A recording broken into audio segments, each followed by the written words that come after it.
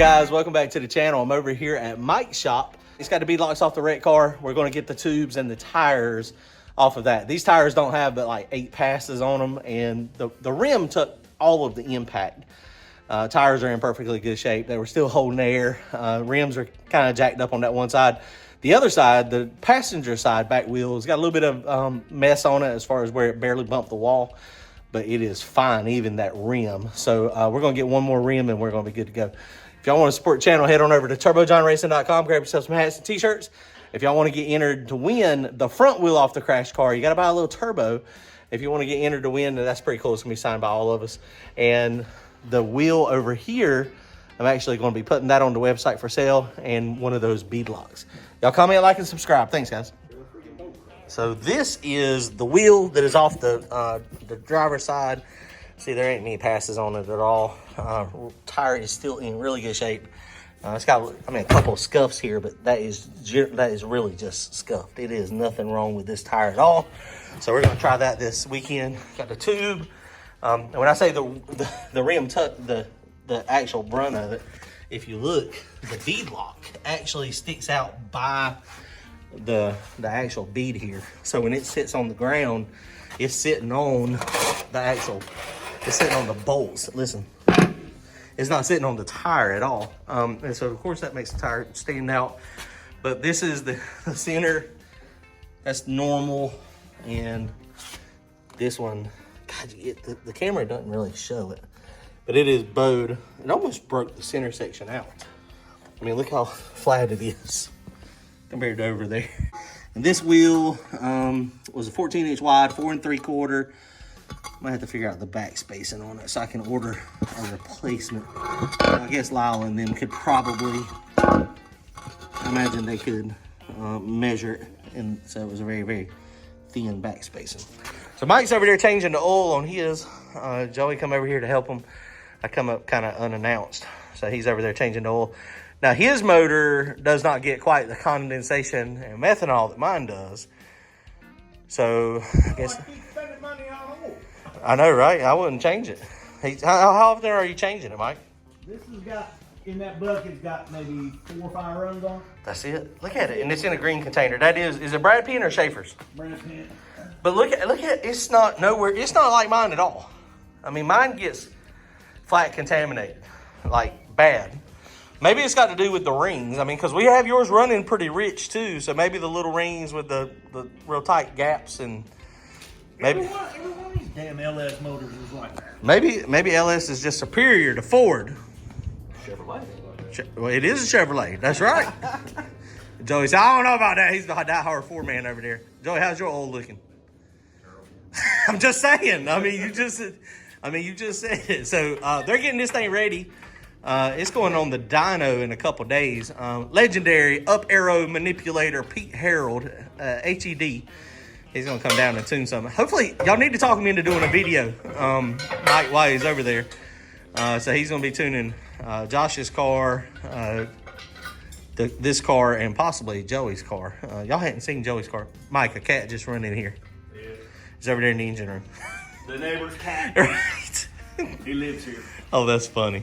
So, yeah, so it's going to be, hopefully Pete will do a video on it. Big block stuff is over here. Haven't had time to mess with it. We got the blocking stuff, got it from the machine shop, everything's good. We are going to bury hone it, and then that's going to be good. I don't know if I showed you, got the rods over here, pistons. I think we're going to get some pistons for it just to knock the compression ratio down. The other thing I didn't notice on these pistons, this has got a real thin ring on the top, like 43 thousandths top ring, and then a 1/16 and a 3/16.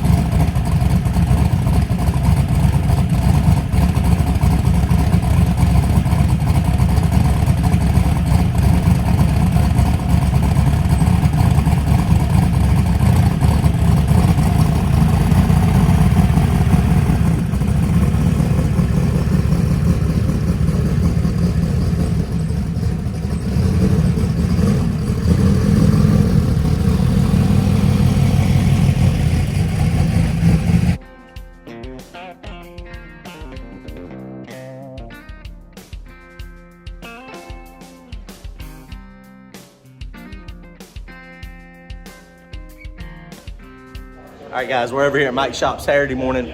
We're gonna work on getting this thing ready to go testing tomorrow. We're gonna be working on the back end, and we're gonna change those Mickey Thompson tires, put those on, and we're gonna mess with the suspension. We're gonna try to figure out if we can make this thing squat. We're gonna take everything apart on the rear end and see if there's anything binding. It doesn't really seem like it wants to squat real good, and make sure nothing's bottoming out.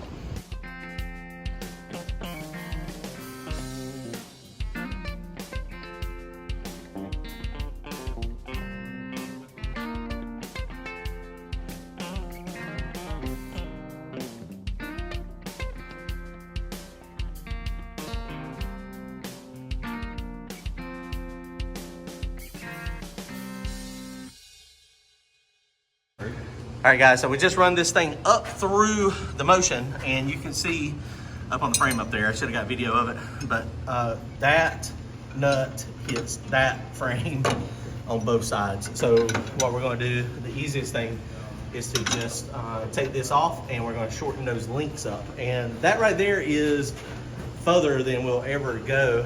The thing you have to be careful about, if you make those links too short, what will 100% happen is if you make this thing radial separate or you jack the car up, the bar will flip.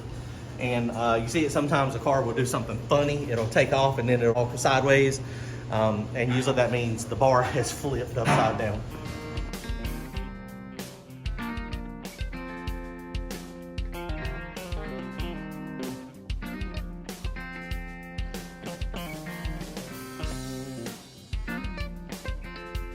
All right, guys, let me show you what we're talking about here. So the links, if you take the anti-roll bar here, and actually the anti-roll bar actually hits the body, so it's not necessarily the bolts. It's not the bolts only.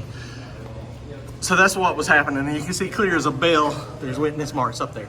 So what we gotta do, the thing we gotta do is make sure that this cannot go straight like this. So the links have gotta be a little shorter, the way this is bolted on here. So I just measured it. This is like 3.5 inches here. So we're gonna take like 2.5 inches off. And so this is gonna be a smaller bar. This is the height, the maximum separation when the shock is installed. There's not anything binding up. So we're gonna shorten these links, change tires, and I'm gonna take this one and I'm gonna move it back down to here, and I'm gonna take this and I'm gonna move it down probably to this hole here, and then that's where we're going to start. That should be, the instant center will be long and low. All right, guys, so what we've done, this is the easiest way to do it. Basically, we marked this, cut it, that's how much we wanted to take off, and then Mike took his side grinder with 4.5 inch blade, and there is a weld right there, and so there's one over here too, but they just ground it down to make it smooth. But basically, this is a tube end is what it's called. And once you weld through it or grind through it, then it just pops off and it lines it up perfect. So that's what we're going to do. This is a 5 inch instead of now 7 inches. So this being shorter should make it work like we're wanting it to right here. And I think we're going to be good to go. So that is going to be perfect.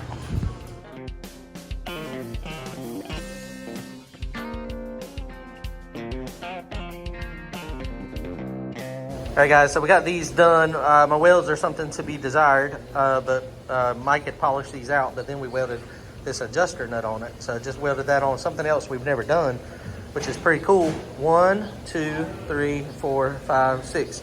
So now I can count my adjustments, essentially. I usually mark them, but having it on the nut here makes it really easy. 1, 2, 3, 4 would be 100% a half a turn, so it's in thirds. All right, so check this out. So we got it on there so you can adjust it, but when you adjust it, turn it all the way back the other way, watch the rear end. The rear end, you can see it moving up and down as it goes. It is wild how much preload that actually does. You can see it moving. The camera might not be picking it up, but it is wild. So the tire machine makes life a little better when you don't have bead locks. What do you think, Mike? Yes, sir. That is, I don't know, I guess you could change it at the track. We used to have, you could buy a bead breaker from like Harbor Freight, but yeah. No, I'm going to show you the old school way. You gonna do it the old school way? Can you do it with those? Spanner wrenches. Really? That's it. Oh my God. No, I'm gonna pass. That's all I ever see how bent they are. That is ridiculous. I'm gonna get double bead locks. Well, my other ones are double bead lock. These rims are only 10-inch. We are going to put tubes in it. So we're gonna put Mickey Thompson's on it.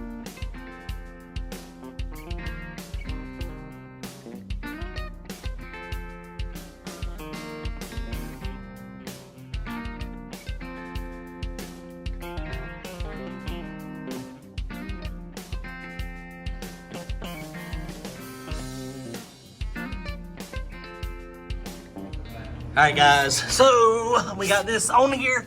Mike done an awesome job polishing those things up. So now we got some travel. We welded that nut on it to make it easier for us to turn when we need to. But right now I can do it by hand. We just preloaded it the same as we did. So we did end up moving the bottom bar down a hole here. So we should be less than 100% anti-squat. All right, guys, that's gonna wrap it up for the day. We've been out here for quite a while, 6-7 hours. Didn't get a lot done, it seems, but it takes a long time to get this stuff working sometimes. But we got it working, so we're ready to go. So we're going to the track tomorrow. We'll probably go to Fayetteville or Kinston. Don't know which one yet, but it's going to be a good time. All right, guys, comment, like, and subscribe. If y'all want to support the channel, head on over to TurboJohnRacing.com, grab yourself some hats and t-shirts, and don't forget, buy yourself a keychain, get entered to win that front wheel.